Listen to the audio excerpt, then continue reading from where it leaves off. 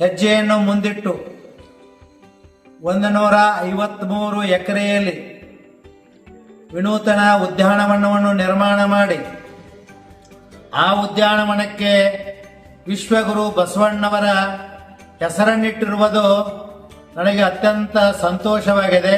ಭಾರತ ದೇಶದಲ್ಲಿ ಕರ್ನಾಟಕವು ಬಸವಣ್ಣವರ ನೇತೃತ್ವದಲ್ಲಿ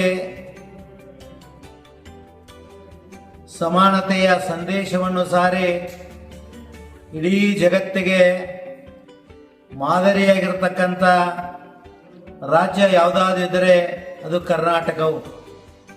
ಬಸವಣ್ಣವರೆಂದರೆ ಕರ್ನಾಟಕ, ಕರ್ನಾಟಕವೆಂದರೆ ಬಸವಣ್ಣ. ಬಸವಣ್ಣವರು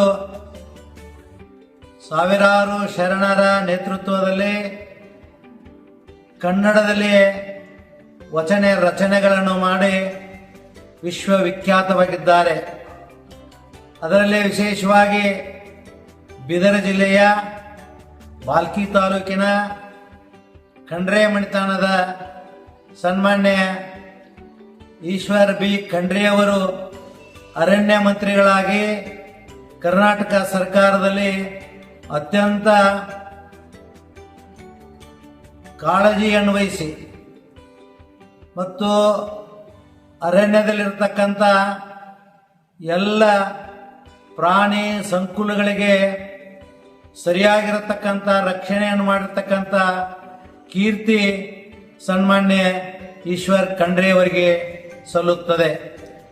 ಮತ್ತೊಂದು ಹೆಜ್ಜೆಯನ್ನು ಮುಂದಿಟ್ಟು 153 ಎಕರೆಯಲ್ಲಿ ವಿನೂತನ ಉದ್ಯಾನವನವನ್ನು ನಿರ್ಮಾಣ ಮಾಡಿ ಆ ಉದ್ಯಾನವನಕ್ಕೆ ವಿಶ್ವಗುರು ಬಸವಣ್ಣವರ ಹೆಸರನ್ನಿಟ್ಟಿರುವುದು ನನಗೆ ಅತ್ಯಂತ ಸಂತೋಷವಾಗಿದೆ, ಸ್ತುತ್ಯವಾಗಿದೆ, ಸ್ವಾಗತವಾಗಿದೆ, ಆನಂದವಾಗಿದೆ.